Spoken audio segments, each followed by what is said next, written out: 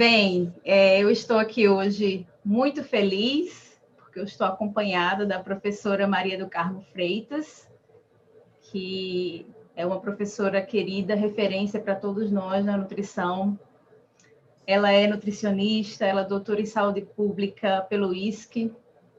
Até 2011, no ano que ela se aposentou, ela atuou como professora do Departamento de Nutrição da UFBA. É a professora Carminha, como carinhosamente nós a conhecemos, né? Ela tem um papel de destaque nos estudos sobre fome no nosso país e há décadas ela vem sistematicamente fazendo esse trabalho de traduzir a inenarrável experiência da fome para o universo acadêmico. Seja muito bem-vinda, professora. Obrigada pela sua generosidade em dispor do seu tempo para esse bate-papo. E antes de passar a palavra para você, eu queria abrir nossa entrevista com uma frase da professora Cecília Sadenberg na apresentação do seu livro Agonia da Fome, 2003. Ela escreve, ela abre esse livro dizendo o seguinte, eu gosto dessa frase, antes de falar a frase em si, porque ela resume bem esse êxito seu em ser essa emissária, né, dessa experiência da fome a partir da perspectiva etnográfica, né? Ela diz assim, abre aspas, antes de mais nada, uma palavra de cautela aos leitores deste livro. Apertem os cintos e preparem o seu coração. As coisas que Maria do Carmo Soares de Freitas tem para contar sobre a vivência e os significados da fome nas páginas que se seguem vão tocar-lhes profundamente. Garanto que ninguém sairá ileso. E é verdade, não é possível ler a Agonia da Fome e sair ileso. Em 2005, quando eu estava começando a estudar nutrição, eu li esse livro e ele transformou minha trajetória. E eu estou aqui hoje conversando com você. Então, muito obrigada mais uma vez, professora. Seja muito bem-vinda. Muito obrigada, Michele Medeiros Jacó. Professora importante para a minha vida, para a vida de muitos que estão aqui na nutrição nos escutando, nas ciências sociais também. Acho você uma professora muito inteligente, muito estudiosa, jovem e cheia de vida para continuar uma caminhada importante na academia. Eu acredito que, quando você me pergunta da minha formação, eu já tenho 40 e tenho que fazer as contas, mas tenho 8 anos de formada, quase 40, né? E de fato, fiz uma formação muito positivista. Estou com um probleminha no olho e está lacrimejando, viu? Não é choro, não. Tive uma formação muito, muito positivista na época, porque era assim as formações, né? Muito técnica. Então, em momento algum, no curso de nutrição, eu ouvi falar na palavra fome. Nem a fome fisiológica, vamos dizer assim, nem a fome endêmica, né? Enquanto uma expressão social. O trabalho todo de José de Castro, seus 11 ou 12 livros, não eram permitidos leitura na minha época. Era ditadura militar e não se tinha nenhuma perspectiva de uma contribuição mais histórica, social e política das ciências da nutrição. Muito pelo contrário, nós estudávamos nutrientes, nós estudávamos a antropometria, nós estudávamos os aspectos fisiológicos e jamais imaginar condição de sujeito, né? Jamais imaginar que esse corpo tem um sujeito, guarda um sujeito, né? Então, para mim foi uma peregrinação ter quase que solitariamente buscar uma dimensão mais social.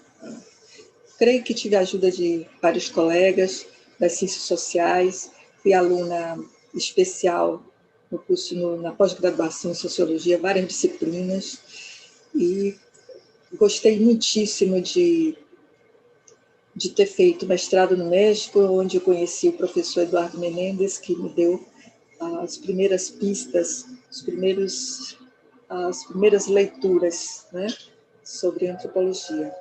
Então, não sou antropóloga, sou uma nutricionista interdisciplinar que faz um diálogo, tenta dialogar com vários saberes. E cada dia um saber. Eu gosto da literatura, como a Michele gosta também, e da antropologia, dos primeiros estudos da antropologia.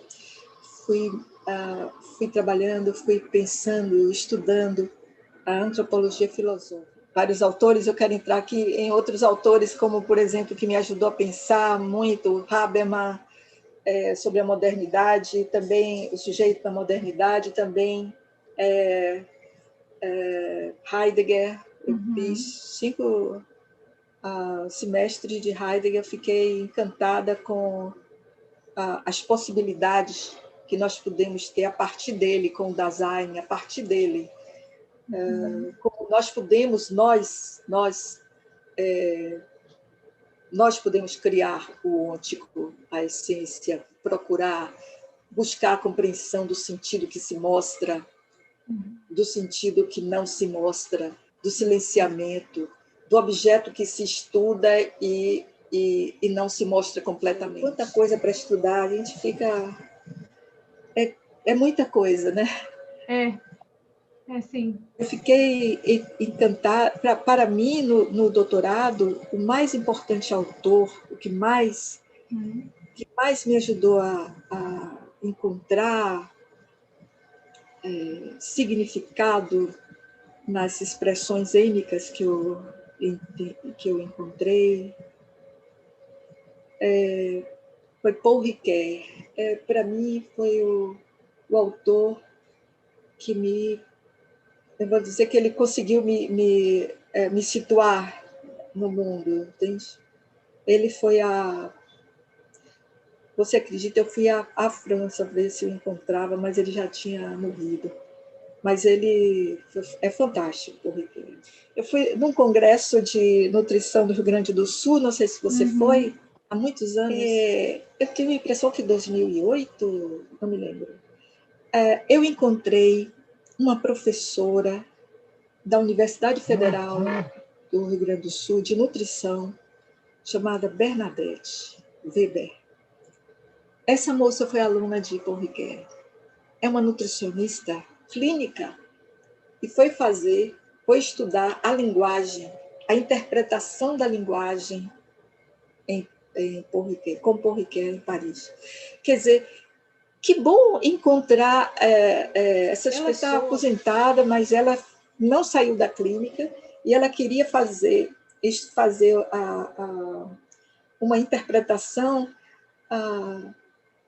do diálogo com os pacientes. Olha que espetáculo essa mulher. Só vi uma vez na minha vida. Queria muito encontrá-la. Fui a um seminário em Porto Alegre, procurei, ela já estava aposentada e parece que não vivia em Porto Alegre, mas fiquei muito encantada de conhecê-la. Mas, Michele, você conhece esse livro? Conheço, muito bom. Inclusive, louca por esse livro. Deixa eu te mostrar um outro dele. Vacas, porcos... sim, conheço. Guerras e Bruxas, os enigmas da cultura. Esse eu dava na minha sala. Mas esse eu conheci depois. Eu conheci primeiro esse, foi o contrário. Eu sou louca por esse livro. Louca por esse livro. É muito interessante. Muito gosto interessante. Muito. Eu acho que uma coisa muito bonita lindo. Que eu... Você que é entrevistada, mas eu vou fazer só esse comentário, já que a gente está conversando. Uma coisa bonita que eu acho do Marvin Harris é que ele estuda, ele não desconsidera que pode haver uma racionalidade naquela crença. Momento, consumir ou não carne de vaca na Índia, né, seria mais vantajoso deixar a vaca viva e usar o leite. Né? Então, a sacralidade da vaca, ela não é uma coisa tola, né? Eu acho muito bonito, eu acho muito bonito isso. Que lindo. E tem 336 milhões de deuses em uma vaca. Como é possível não isso? Que lindo, quanta sacralidade, que bonito. Tem muita coisa para estudar, né? Que lindo. Outro livro que eu me apaixonei, eu gostei demais, é A Tese de Luc Boltanski. Michele, esse livro é lindo. E ele tem uma referência nas notas de rodapé que são manuscritos do século XIX, que estão nas bibliotecas, em várias bibliotecas da Espanha. É muita coisa interessante para a gente estudar. Não pode parar. Essa área da cultura precisa dessa abertura de mundo, sabe? Isso. Essa ideia de que todos nós podemos aprender uns com os outros, que não estamos fechados para o mundo, que Michele é muito importante para o trabalho, é uma moça jovem que vai desvendar muitas coisas com suas alunas, seus alunos.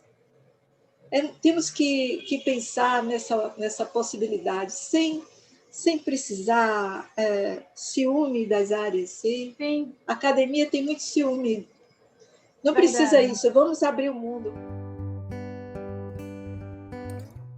O período que você viveu da sua formação, que era um período de ditadura e etc. E você estava falando sobre a literatura que te formou, né? Que foi importante para a sua formação.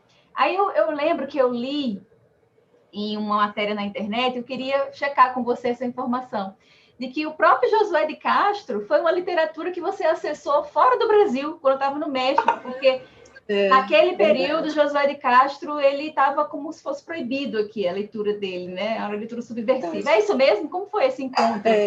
Eu conheci eu conheci a obra dele num lugar chamado Colégio de México, que é um lugar importante de pós-graduação das ciências sociais e econômicas e políticas. Em México, eu fui visitar a biblioteca e tinha uma prateleira com o nome A Fome no Brasil. Tomei um choque assim quando eu vi. Eu fazia um mestrado em saúde pública, meu orientador Eduardo Menendez, né, esse antropólogo, e no curso de saúde pública, que é, vamos dizer, tipo o curso da Fiocruz no Brasil, um pouco muita epidemiologia, mas eu tive a chance de ser orientanda de Eduardo, que me fez estudar a fome, me impulsionou a estudar a fome. Acho que ele via em mim uma pessoa que tinha essa vontade. Ele queria que eu fizesse o doutorado de antropologia lá, mas eu voltei antes. Sim, mas fui lendo os livros lá, primeiro Geografia da Fome, Geopolítica da Fome, Homens e Caranguejos, e fui lendo, fui devorando o que eu podia, porque não podia trazer para o Brasil, né? Essa literatura toda estava em espanhol, mas foi fascinante para mim conhecer. Copiei o que eu pude, não era uma época que se tirava fotocópia, era uma época ainda muito difícil, mas eu consegui fazer um caderninho de José de Castro. Fiquei encantada, gostaria muito de ter conhecido ele, como eu conheci depois a sua filha, Ana Maria. Eu fiquei em estado de choque, vou dizer assim. Eu fiquei doente, assim, me lembro que fiquei muito sensibilizada. Homens e Caranguejos é um livro incrível. Os outros são informativos, importantes, mas Homens e Caranguejos tem uma eu sinto que tem algo da antropologia, né? Da etnografia. Ele não falava em etnografia, o Josué não falava nisso, mas ele já tinha ele tinha uma ideia de que havia uma fome presente e uma fome oculta. Imagine você que a antropometria era muito rasa, era muito pouco estudada na época, né? Você já tinha o IMC, claro, você tem desde o século XIX, mas fim do século XIX, mas ele não era esse, não era, vamos dizer, esses os indicadores mais importantes para ele. Ele mostrava realmente uma questão política, a questão da seca, da fome pela seca. E aí os livros dele foram me abrindo outros caminhos, Graciliano Ramos, foi abrindo caminhos para eu conhecer melhor meu país na época, né? Qual o momento momento da sua formação que você percebeu que você precisava pular de área em alguns momentos para conseguir responder as questões que você estava começando a elaborar para si? Foi na graduação ainda? Foi na vida profissional? Como é que foi isso? Na vida profissional, porque primeiro eu fui trabalhar, meu primeiro trabalho, primeiro emprego como nutricionista em São Paulo, com as crianças desnutridas. Eu vim ter uma profunda relação com a desnutrição e a causalidade, né? Causalidade que não era só a carência de proteínas e nutrientes, como nós estudamos, mas a causalidade junto com o serviço social, junto com as mães, entender por que aquelas crianças voltavam, eram recuperadas da desnutrição e voltavam desnutridas daí a 6 meses. Isso me inquietava. Eu tinha 23 anos e eu era completamente perdida, sem saber, sem entender que essa nutrição era suficiente, né? Ou seja, não entendia que era suficiente. E aí fui buscando com essas pessoas, primeiro as assistentes sociais, que dialogavam comigo, eram mais velhas, foram me instruindo, alguns autores importantes na época, como Caio Prado Júnior, Celso Furtado, Francisco de Oliveira. Crítica à Razão Dualista foi um livro importantíssimo para mim, um livro que eu só faltava decorar, porque para mim foi muito, muito importante entender o que era a divisão internacional do trabalho, o que era a economia política no país, por que nós estávamos numa ditadura. Isso tudo foi muito importante. Esses livros eram quase que clandestinos, eram amigos que passavam para nós, né? Mais tarde, depois que eu voltei do México, que eu tive vamos dizer assim, um conhecimento político do país, do Brasil, de entender mais o Brasil fora daqui. Quando eu voltei, eu fui parar na Pastoral da Terra, que foi, para mim, muito interessante, trabalhar com as comunidades de base da igreja. E aí entrei na militância política, pude entender mais, né? Entrei no movimento da anistia. Tudo isso me ajudou a ter uma ideia de mundo. Foi minha geração. Minha geração teve essa oportunidade, vamos dizer assim, de buscar a politização, acreditar numa sociedade melhor, né? Nós tínhamos esse caminho messiânico, vamos dizer assim, político. E depois eu fui tendo acesso na faculdade de nutrição, depois que eu entrei na UFBA, na Universidade Federal da Bahia, eu fui trabalhar em comunidades periféricas. Isso já como professora, como profissional, como professora já, né? Professora, como professora. Eu tinha uma disciplina, dava aula numa disciplina chamada Nutrição Social e Educação Nutricional. Ambas as disciplinas me faziam refletir, me faziam pensar. Então, comecei a frequentar as ciências sociais, me aproximei muito das ciências humanas, algumas áreas da psicologia, filosofia, e comecei a entender mais a comunidade, né? Uma grande, eu acho que que muito me ajudou foi aprender a escutar a comunidade, né? Eu não tinha o diagnóstico, eu não tinha só a antropometria ou a dieta pronta. Comecei a escutar, e na escuta comecei a ouvir, a ver que como a linguagem modifica o mundo, né? Como foi importante entender a linguagem dessas pessoas. Comecei a entrar no mundo dos significados. Acho que um pouco só, e depois combinando com algumas alunas que tinham interesse de trabalhar, começando a ver uma dimensão simbólica, né? Ou seja, considerando essa dimensão simbólica, cultural do alimento, para não reduzir a alimentação humana à alimentação animal ou à ração alimentar. Me ensinavam, na minha época se falava de ração alimentar, não sei se ainda fala, mas era uma concepção bem mais veterinária do que nutrição humana. Isso. Acredito que o curso de nutrição ainda, quando eu entrei na universidade em 82, o curso de nutrição ainda era muito positivista, demasiado, e foi muito difícil, acho que inicialmente. Tive grandes colegas, como Matilde Prado, que hoje está no céu, mas foi uma grande companheira de trabalho, me ajudou muito a ler outras questões que importam a nutrição, que importam a dietética, que importam a linguagem dietética, mas na época nós não tínhamos muito acesso, então tivemos que explorar outras informações, quer seja Casa Grande Senzala, e confesso que é um livro grandioso.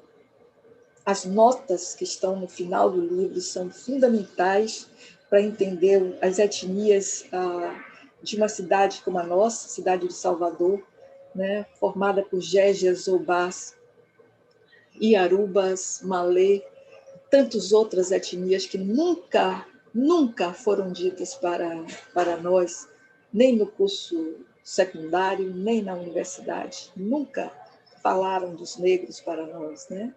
Então, a sociedade silenciosa, ou seja, racista, estrutural, nunca falou, nem nunca falou em uma dietética negra tão importante como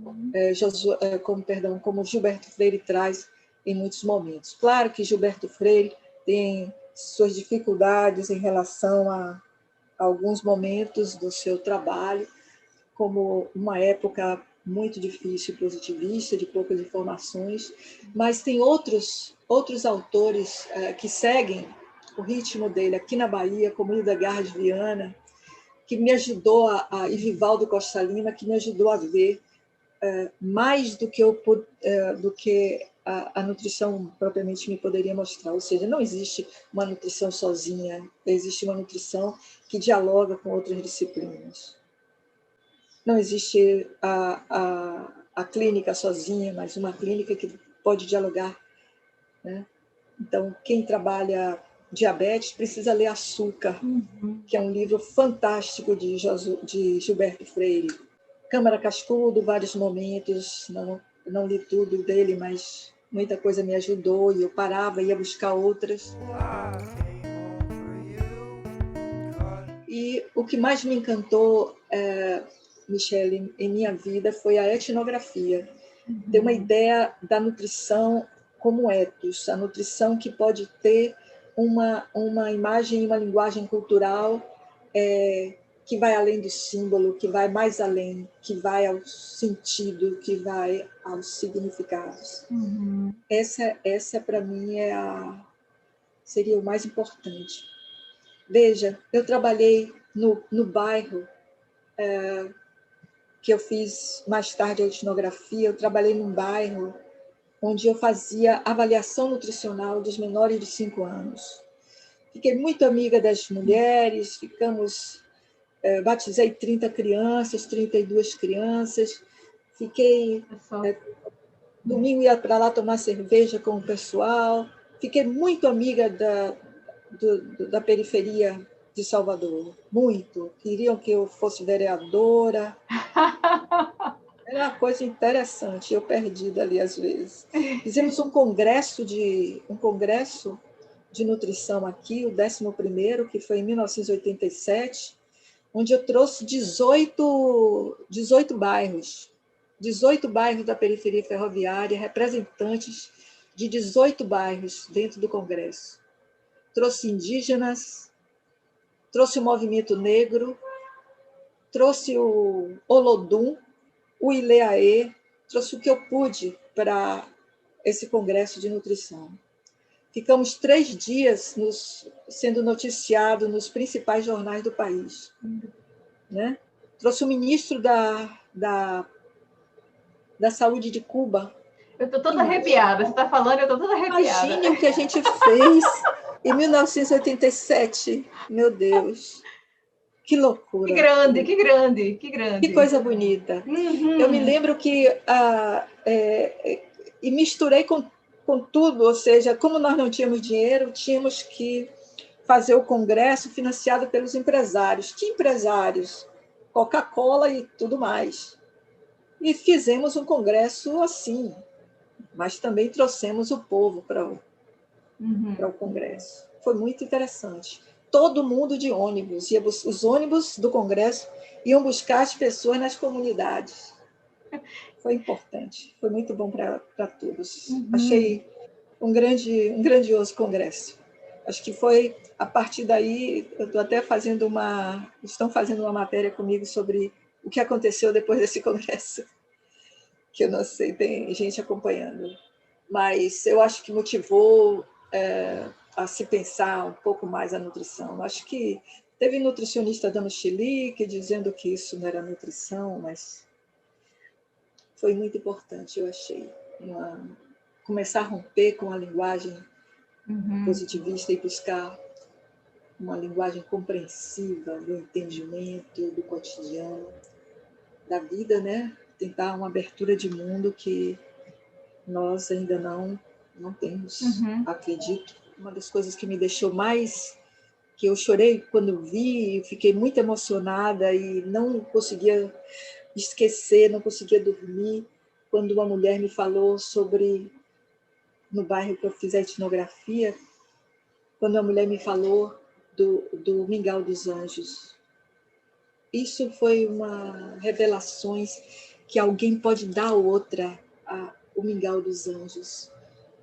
Está no livro Agonia da Fome, quando eu pergunto a comidinha da criança como é, e ela diz, o mais importante é o Mingau dos Anjos.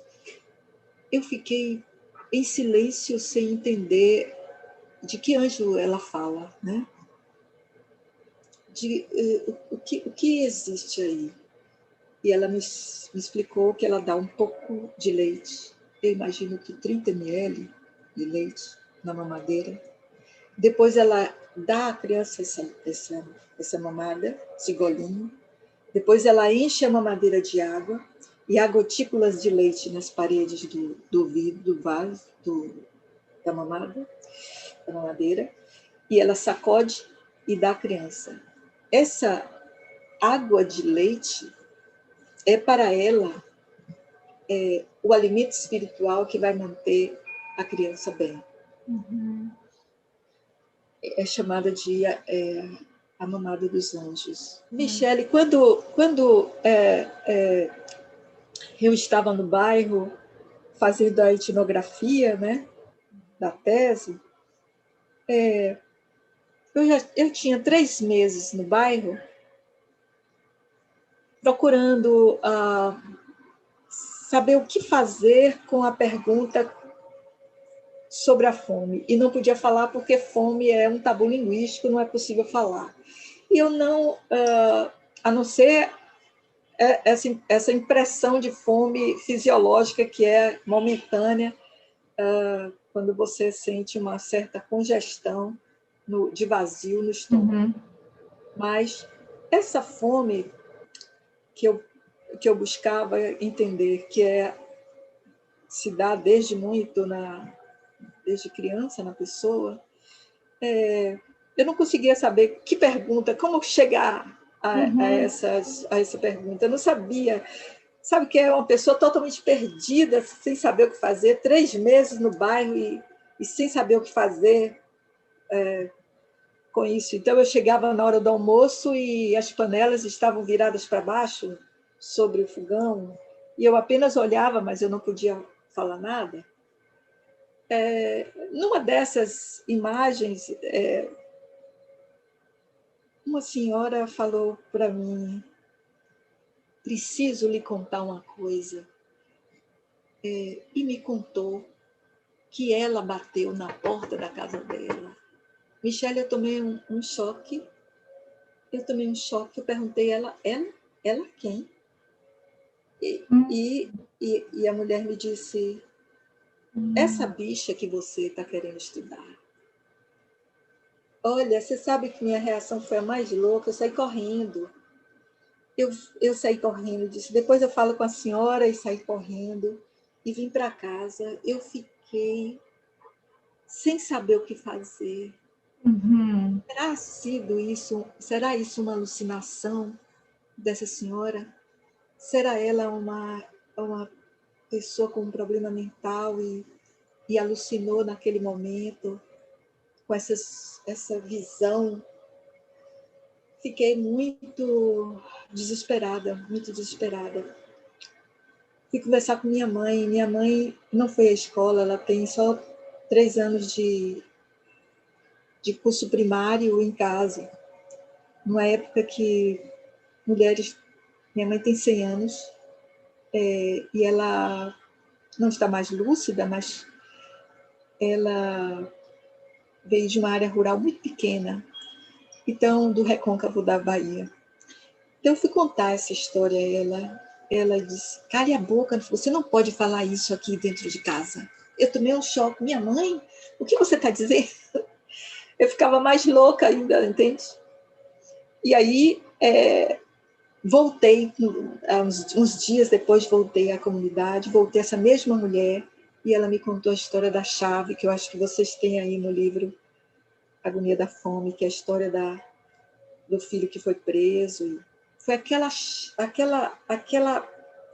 primeira chama para eu ter uma ideia de que aqui em Salvador, em alguns lugares do Brasil, a fome é uma entidade fora do corpo, não está em si, está fora de si. Um diálogo dificílimo para mim, foi muito difícil, gente. Mas depois disso, eu perguntei se tinha outra pessoa que pensava como ela, e ela me deu o nome de 5 pessoas, e eu fui lá e busquei outras e outras e outras, até encontrar Romãozinho, que é o demônio de 8 anos que mora no bairro. Então, é incrível como eu não tinha visto isso antes. Eu trabalhei 7 anos nesse bairro, fazendo avaliação nutricional, conversando sobre a recuperação nutricional das crianças, o aleitamento. Tinha um horário das 6 horas da tarde no rádio deles, que eu falava todos os dias sobre alimentação. Como é possível ter trabalhado 7 anos nesse bairro sem nunca ter visto essa imagem de fome, sem nunca ter visto o significado real de fome para eles? Sem ter tido o conhecimento etnográfico. Foi esses livros etnográficos, esses estudos da hermenêutica de Gadamer, Hans Gadamer, Paul Ricoeur, principalmente, que me ajudaram a ter um olhar, né, para além da linguagem. Né? O dia que você encontrou a fome pessoalmente foi esse que você correu, né? Foi a primeira vez que você trabalhou 7 anos, mas você encontrou a fome naquele dia e ficou assustada. Naquele dia. Aí fui poder buscar a teoria, né? Eu vi depois. O Romãozinho já estava com dificuldade, o tráfico já estava pedindo para eu sair do bairro. Pedindo não, né? Exigindo minha saída. O tráfico de drogas não queria que eu ficasse lá. Enfim, foi bem difícil. Até hoje eu não falo bairro assim público, mesmo tendo no livro, eu evito, porque não foi muito fácil. A saída, né? A saída foi horrível. Então, o Romãozinho já veio depois, né? Mas antes era essa mulher mulambenta, essa caveira, esse ente que derruba as pessoas. Meu Deus, que coisa horrível. Você sabe, Michele, eu perdi 8 quilos no bairro. Eu não conseguia comer, entende? Eu fiquei com muito pesadelo de fazer terapia. Foi muito difícil. Intenso, né? Saindo da nutrição não é fácil, mas é preciso fazer, né? Eu acho que você tem uma visão diferente, assim. Você está nessa conexão, nesse intermédio, assim, entre o êmico e ético, entre o céu e a terra, entre o dentro e o fora, né? Tentando fazer esses dois polos se comunicarem, né? Em prol desse desse direcionamento ético e político que você tem, que é com a segurança alimentar, enfim, né? Eu acho que você tem uma visão muito privilegiada, né, por essa trajetória que você tem. E um exemplo que eu sempre conto na minha sala de aula para os alunos é aquele seu sobre o sal, né? Porque é uma das coisas que, um dos momentos de maior conflito, quando a gente está trabalhando, né, com as pessoas, é quando essas visões entram em choque, né, entre o que a visão êmica tem, por mais que haja muitos momentos de sobreposição, né, tem momentos em que você encontra um dilema, né, entre a visão que vem da nutrição, entre a visão da nossa cultura, da cultura local, enfim. E eu acho que essa sua posição de intermezzo, ela propicia uma terceira via. Você não precisa nem por esse, nem por esse. Você pode ir por essa terceira via aqui, que vai dar certo também. Né? E é uma situação de ganha-ganha. Né? Então, eu acho muito bonita essa sua visão. Eu queria que você contasse esse exemplo para as pessoas que vão assistir a gente. Né? Esse exemplo do sal, que para mim é icônico. Olha só, compreensão e interpretação da narrativa, vamos dizer assim, vamos nos situar no ambulatório, onde tem nutricionista e paciente. Uhum. Eu acho que os profissionais de nutrição convivem com exemplos socioculturais diariamente, né? E precisam aprender com o paciente, ter uma interpretação como ele. Do mesmo modo que nós interpretamos, os profissionais interpretam, nós e eles também interpretamos. Né? Essa alteridade entre eu, nós e eles, há aí um meio de caminho mesmo da interpretação, que é intersubjetividade. Né? É possível, sim, como é possível fazer uma dieta hipossódica se as pessoas acreditam que o sal é a vida? Como é possível fazer uma dieta tirando o açúcar quando as pessoas acreditam que o açúcar acalma a alma, que acalma o coração? Que não é possível fazer uma alimentação sem o sal e o alho, né? Porque o sal e o alho representam a harmonia do alimento, o alimento para a vida, para o espírito. Como é possível? Teve uma ocasião que eu tive que batizar um monte de criança de vez no bairro, porque elas não podiam tomar o soro caseiro. Então eu falei, como assim? Mas estão com desidratação, precisam do soro caseiro? Vamos fazer, vamos... Não pode, dona Carminha, ninguém aqui está batizado. Aí eu pedi permissão aos céus e batizei todo mundo. Eu acho que naquele dia, tinha uns 28 bebês. Foi gente chegando de todo lugar para eu batizar. Aqui a mulher que batizava e dava o soro caseiro. Passados uns dias, o padre Confa, que era um padre que trabalhava nas comunidades, veio me questionar, mas com que direito você fez isso? Né? Você vai ser excomungada da igreja. Eu disse, já fui, meu filho, há muito tempo. Eu quero mais comungar com as crianças aqui. As crianças com fome, desidratadas, e o padre, passado um tempo, veio um casal me pedir para eu casar. Eu falei, olha, casamento eu não sei fazer. Sou batizada. Então, a gente fez uma ótima história, uma bela história da Carminha. Agora, você não contou do sal ainda. Eu quero deixar o registro da história do sal. Menina, do sal. Esse aí foi muito doido mesmo. Essa senhora estava no ambulatório da nutrição, lá da Faculdade de Nutrição, e eu dava aula até 7 horas, em frente ao ambulatório. Eu dava aula de educação nutricional.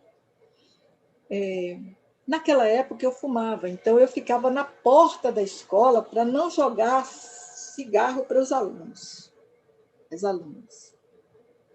Então, naquele dia, eu olhei e vi que aquela senhora estava sentada ali e o ambulatório fechado. Bom, acabou a aula, às 7 horas, rapidamente todo mundo vai embora, né? Fica a professora sozinha arrumando a sala, o giz, arrumando minha bolsa, e vi que ela continuava me olhando e a escola estava completamente vazia, só tinha poucas lâmpadas acesas e o porteiro. Então eu fui lá e disse: a senhora está esperando alguém? A senhora está sozinha aqui? Eu estava esperando a senhora, para a senhora me dar uma aula. Aí eu disse: mas é o que a senhora queria? Então ela me mostrou, tirou de dentro da blusa um saco plástico com uma dieta. Ô, Michele, eu não já lhe contei essa história, né? Você contou para mim, mas eu quero deixar o registro. Ela me mostrou essa dieta, escrita, né, por uma colega, pelas alunas que faziam parte do ambulatório de nutrição dietética. E eu olhei para ela e disse: olha, a senhora vai precisar tirar o sal, porque o sal está mexendo no seu coração, a senhora não vai conseguir ficar com sal.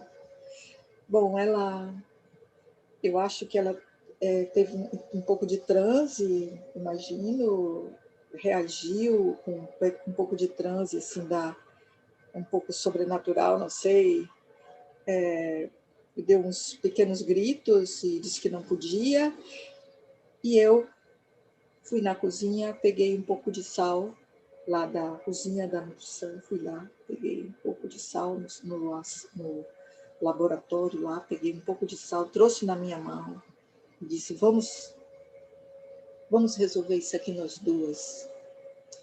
Você não precisa de sal no seu erê, no seu orixá, no seu ori, desculpe, você não precisa de sal no seu ori, então bote no seu ori um pouquinho de sal. Eu botei um pouco de sal, pitada de sal na cabeça dela e na minha, e demos a mão. E nessa hora, é como se no mundo mágico pudéssemos ter resolvido. Daí ela me abraçou e, passado uma semana, na quinta próxima, ela veio dizer que ela já resolveu o assunto, que ela estava botando sal no ori, que é na cabeça. Vale dizer que o ori não é a cabeça física, o ori é a mente. Está muito boa, mas eu queria ir me encaminhando para o nosso final. Sim. E eu acredito que muitas pessoas se sentiram inspiradas, vão se sentir inspiradas ouvindo todas essas suas histórias, né, sobre essa possibilidade de abordagem na nutrição, né, a partir da perspectiva da cultura, né? Então, que conselho você deixaria, professora, para um jovem ou uma jovem estudante da nutrição que queira enveredar por essa perspectiva? Eu acredito que eu tenho a impressão que com essas histórias todas que eu contei aqui, eu acho que a nutrição construtivista, se pudéssemos assim chamar, dietética ou nutrição construtivista, que pudesse aprender a escutar e fazer uma endodietética, uma etnonutrição, nome que tenha, mas buscar os significados da linguagem, das relações, da intersubjetividade entre êmico e ético, entre nutrição, mundo ou cultura, como queira chamar, vislumbrar um diálogo, né, construtivista e, se possível, com o movimento social. Uhum. Acho que a academia precisa estar junto com o movimento social e não afastado. E não levar conselhos para a população, mas aprender a dialogar e construir o conselho junto. Uhum. Ou seja, não temos a verdade nem a arrogância, mas temos a vontade de construir juntos. Acho que é isso. Qualquer estudante pode fazer uma leitura minuciosa da entrevista, buscar as unidades analíticas, buscar significantes, palavras-chave, análise do discurso, o que seja, mas se construindo ali juntos uma teia de significados entre um e o outro. Como uma mulher me disse em Ilha de Maré, a obesidade vem do mar, não precisa abrir seus livros para entender a gordura daqui. A obesidade é uma palavra ética, a gordura é uma palavra ímica. Então, para ela, a obesidade, como ela disse, vem do mar, ou seja, veio de longe, não é de lá, entende? A obesidade, quem trouxe fui eu. Lá é gordura. Vamos conversar sobre a gordura. Então, é possível fazer uma conversa com a comunidade, né? Atribuindo significados às suas palavras, importância política, entendendo o sujeito com sua história, com suas possibilidades, sabendo que é possível fazer um país melhor, um meio ambiente melhor, acreditando e tendo esperança, né, junto com a comunidade. Acho que é isso. Vamos estar sempre juntas contra a contaminação ambiental, vamos estar a favor do acesso ao alimento, entender o sistema simbólico, enfim. Entender a religiosidade, entender tudo isso, né? Então, a gente precisa recuperar essa loucura da religação, essa vontade de nos reconectar com o outro, com a vida, com todas as formas de vida, né? E você é uma pessoa que inspira a gente a fazer isso. Queria agradecer, professora, mais uma vez, pelo privilégio. Muito obrigada, Michele, linda. Muito obrigada, professora. Obrigada a todos. Tudo de bom para você, Michele.